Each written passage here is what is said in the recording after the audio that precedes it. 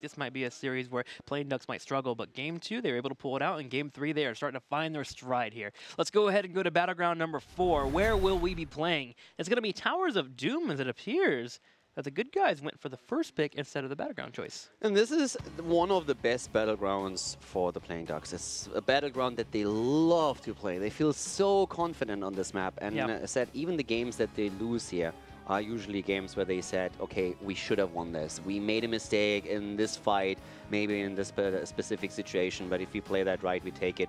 And this is one of their best battlegrounds for sure. So this is not going to be easy for the good guys at all. Yeah, one of the things that the Playing Ducks do so well in this battleground is to control the bottom portion of the map. They allow Eternal or whoever they want to have soaking in the side lanes being a spot where they just completely do well. It's very Fnatic-esque in how well they control the mercenary camps moving for the fights, and they're decisive. That's the best part about them playing here on Towers of Doom. Yeah, I'm looking forward to this, because if this is actually one of those situations where if the good guys can tie it up, they're heading into the 5th map, and then it would happen with the Playing Ducks losing on one of their most favorite maps, which would give a lot of course, confidence over to TGG, especially since they would start the 5th map with a victory. But this is the opportunity now for the Ducks to just simply clean this out, make sure that they win a series, and keep that hope alive that they can still make it out of the Crucible spots. Whereas for TGG, it would more or less mean lights out. How do you like that approach? Say you are choosing the Battleground. I know we got the first pick here for Team Good Guys, but in a hypothetical situation, if you are facing off against an opponent and you know you have to make a reverse sweep, do you prefer going to their best Battleground and trying to beat them there and get that momentum, or do you want to grab a couple of wins yourself and then try to beat them on game number 5 on the hard map? I mean, it's the Ducks that brought the Battleground in. Yeah, so you want what you're asking is if I would not take my opponent's best Battleground. If I would value map choice over first pick, which I don't, I think the first pick is stronger in this case. So I agree with the choice of TGG. But if I would take the map, I would not bring them to their best Battleground.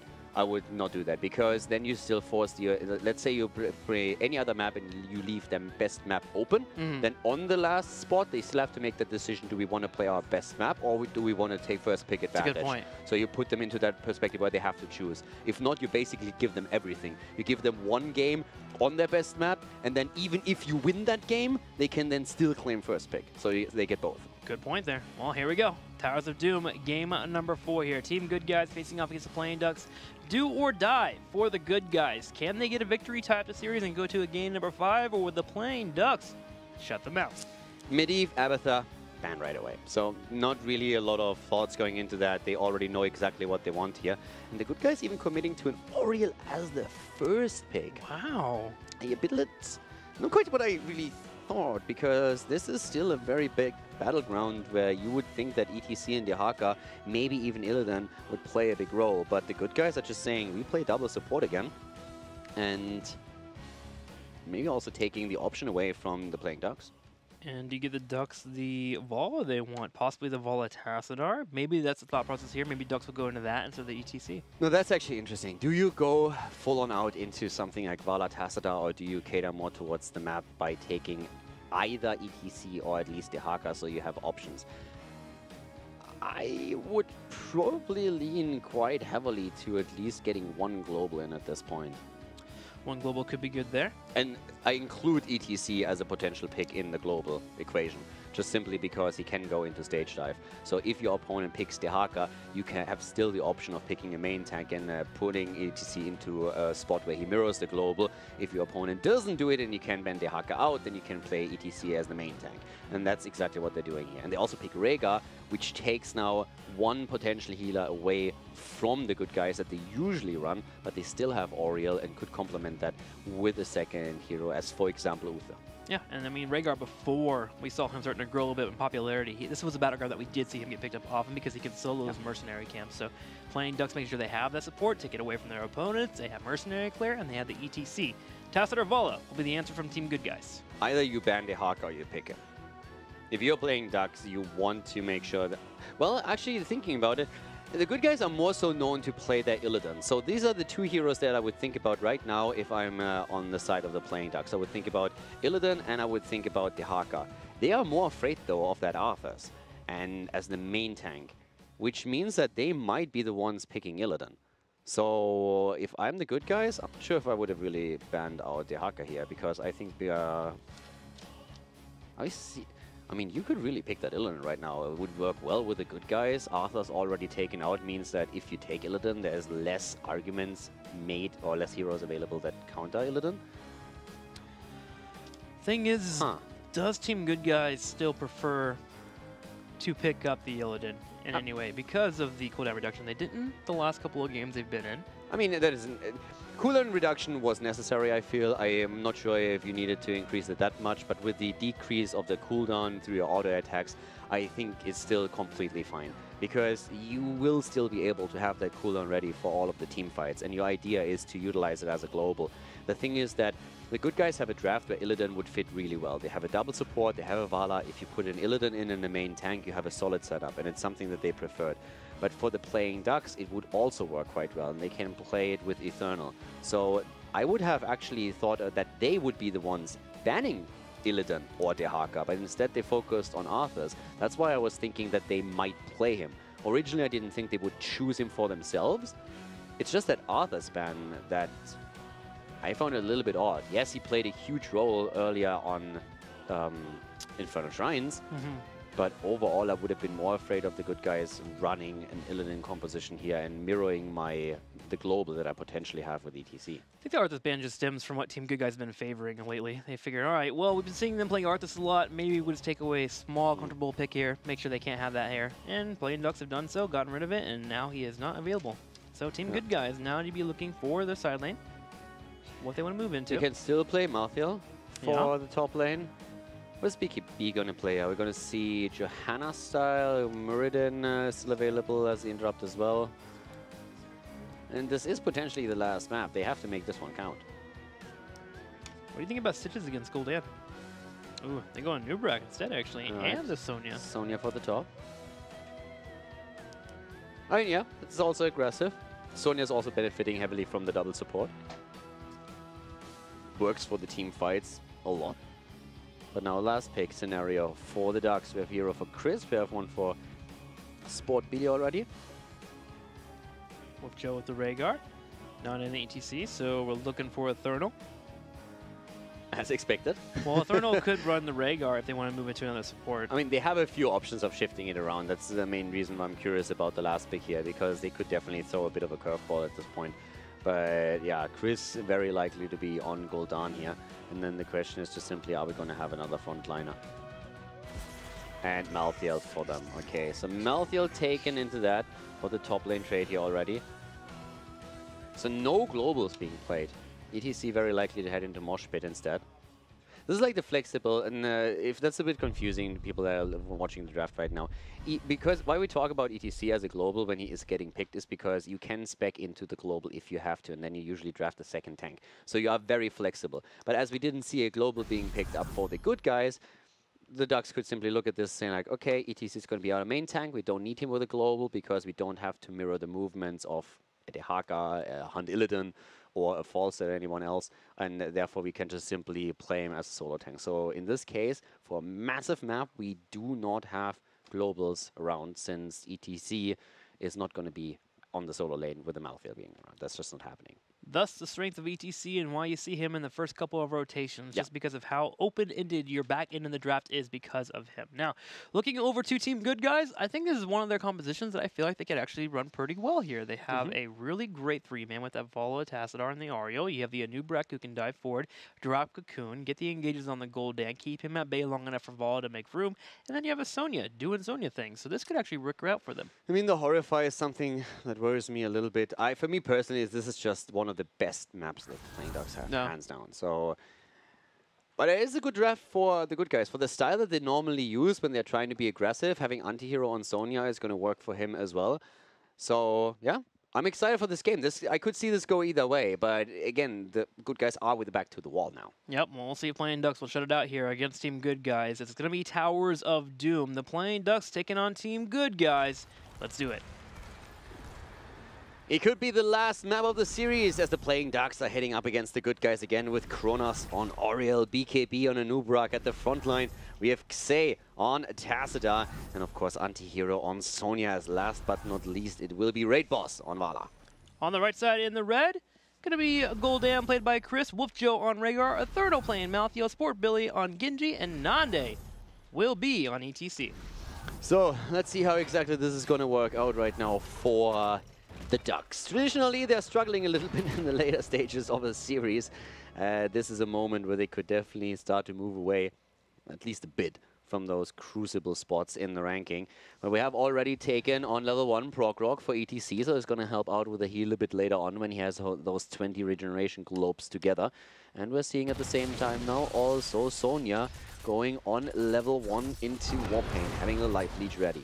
Warpaint, interesting. Looking to win that lane pretty hard there. If you're able to get those one-on-ones and work in your auto attacks, you're able to heal on up and continue to move forward pretty quickly on the map.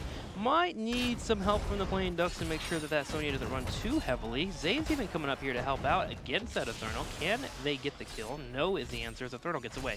Yeah, Eternal for now moves out, but Anti-Hero is still able to push the lane pretty hard. BKB, on the other hand, is definitely getting chunked down here in the middle, which is going to hurt them a little bit. But of course, Gul'dan is the one that, for me personally, is just a hero that we have to pay attention to. 4 stacks so far on the Air Code Corruption for Chris, and he's also going to be the one that we have to look to when it comes to Horrifiers after level 10. If he can punish heroes that overextend a bit too much and move in a little bit too deep, or if he can create just another opportunity for his team to get a kill. But talking kills, Wolf Joe is going down as the first blood goes over to the good guys. BKB finding the moment, going for the burrow charge. Raid Boss following up with the auto attacks, and that's going to be the kill here. And that's going to be coming at a really good point with that 130 mark hitting here. The Sappers are able to be grabbed. Team Good Guys will push in the bottom side and should be able to start working on one of those camps. Yeah, so we still see Sport Billy dancing around here as the first 3 altars are being announced on the map. Slightly inexperienced for the good guys with an earlier level 4 talent that might become a problem. It's also the camp that's now being taken, so both of the teams do that. So we're going to still have a balanced bot lane. And at the top lane, we're still seeing Maltheo pushing through against Tassadar. But the invade is happening, and this time the good guys really want the camp and steal it away in the last moment. Whoa. That's a massive push now for the team in blue. Yeah, well done here. They're going to be able to get the turrets on the bottom side, get their level 4 at the same time, have 3 more Sappers to help out, which will require Chris to be down here to clear it out, as he's the best wave clear for the playing Ducks, which may make it harder for them to grab the altar. Same time, Genji harassing Anti-Hero on the top side with Zabi in there, but 1 altar already down. It's Team Good Guys gets the first 4 shots. And now it's a 2-for-2 up at the top lane. Can the interrupt against Tassadar be achieved? And yep, that's actually the case. We're seeing Sport Billy barely moving out, but if Eternal can interrupt a bit longer, then ETC is going to be ready for this. And ETC not moving in just yet. Apparently they're just giving it up for now. Xe gets a channel through, and that's the good guys with a slight lead in points on the core. There it is here. So Team Good Guys come out firing, looking good, already getting a kill, get 8 shots on the opponents, and they are doing well in the laning phase. Do have to be a bit careful as we get towards that level 10. You mentioned it in the draft, the Horrified, of course, Tormented Souls from Maltheo, but Team Good Guys taking the Sonya strength that's on the early side and this Zvala, and they are just really making sure to get on top of their opponents, and it's working out. Talking about getting on top of your opponents, with the double support, keep in mind there's always a possibility that Leap is coming into play to try and jump on Gul'dan. So that's always an option if you want to be hyper-aggressive, with that Gul'dan, with Anubarak also being used to go in deep. But that's something to keep in mind here as we're talking about Sonya. Still, Wrath of the Berserker is the favorite level 10 talent for most teams, but we have seen a fair share of leaps being picked up. Yeah, I think ETC is the only one that would make you consider a second guess on going for that leap. You want to be careful not to get caught out. That Wrath allows you to be a little bit more durable. But hang on here. Engage coming in. Nande low. He gets picked up. BKB finds Chris. Gets him. Taking some damage too. And Anti is going to move forward and just body block him. Yeah, Chris goes down, tries to save himself, but Gul'dan is eliminated. And that is 2 kills against the Ducks. So the good guys, they're going duck hunting in this game. 3 kills already early on. Results in a level 7 talent for them a bit faster. And they get the mercenary camps at the same time. Altars activate. One on the top left, one on the top right. They have a talent advantage, and they're holding their opponents pretty aggressively here. Look at this, 3 kills to 0. Sappers after Sappers are being taken, and with that they are pushing the bot lane through. They are getting quite a bit of value here. The Ducks are, I mean, they're not really in too much trouble yet, but this is not the start that they hoped for. Down 3 kills, roughly a level, not quite yet behind.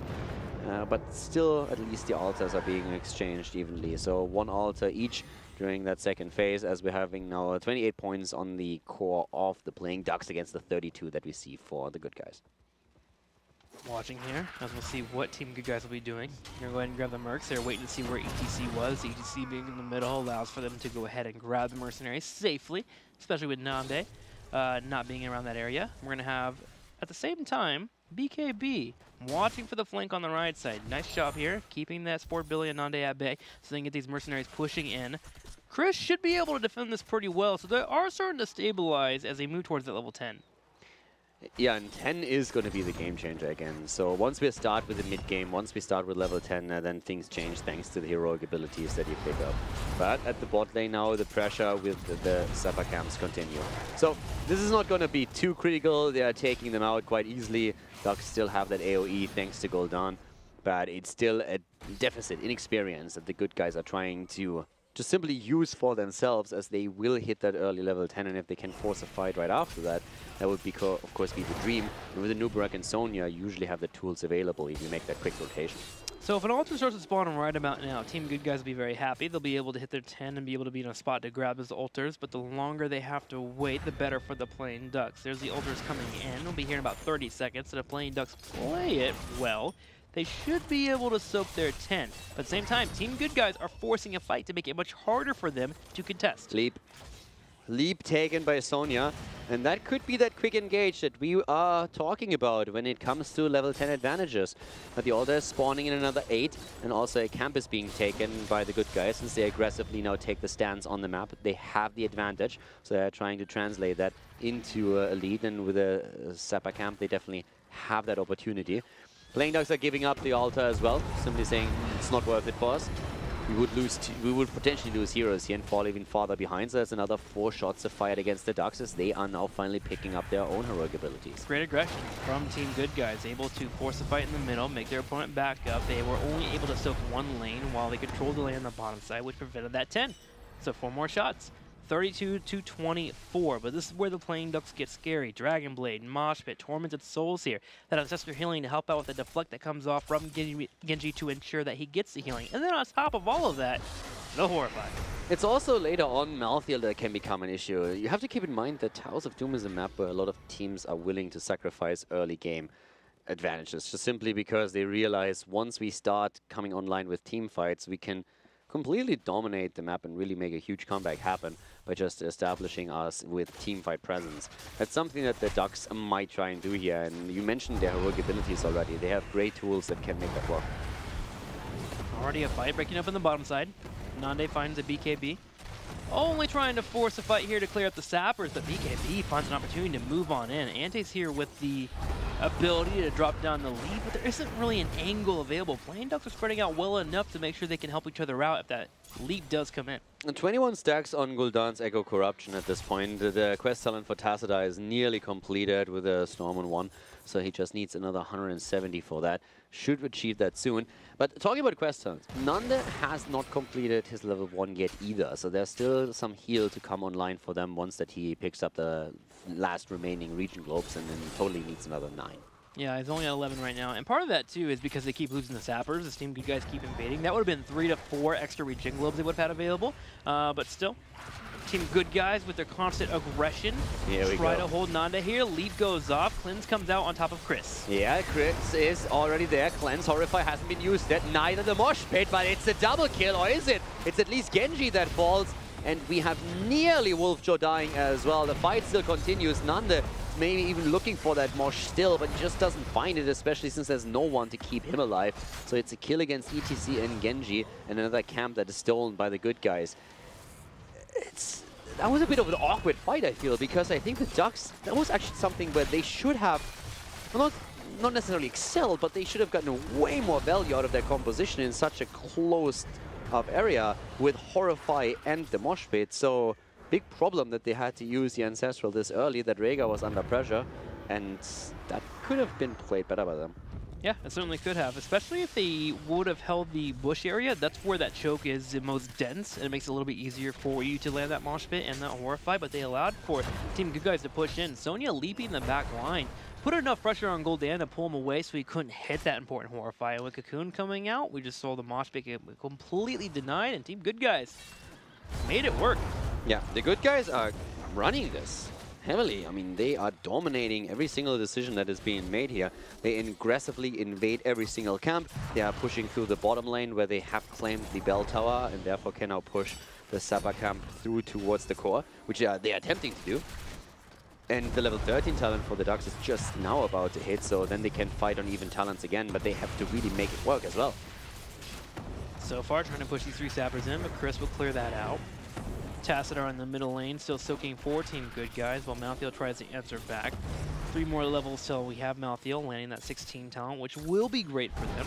But we will have a 3rd altar phase pretty soon here that they're going to have to find a way to actually contest their opponents, because so far they need a few more altars to get back. 32-19, with Team Good Guys having such a massive lead. Yeah, and TGG is now going for another camp here. Antihero is already attacking the mercenaries and takes the first one down. 3 more altars on the map. And this is really the moment of truth. This is really where you have to start to make some plays if you are the Ducks. You have to at least capture one, ideally more than that. Win a team fight before, maybe. And here we go again. Leap into the back line as expected. Ancestral comes through, camp stolen away. Malthael coming in from behind. Horrify already used. Sport really slice it and dice it, but we have Malthael falling.